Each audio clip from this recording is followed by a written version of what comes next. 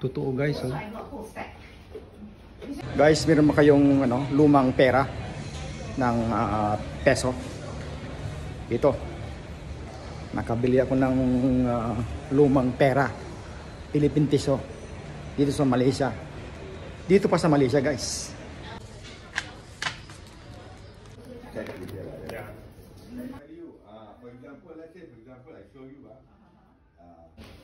Alright.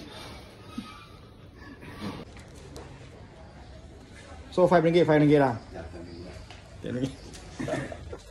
Lucky money, this one. Okay. Thank you.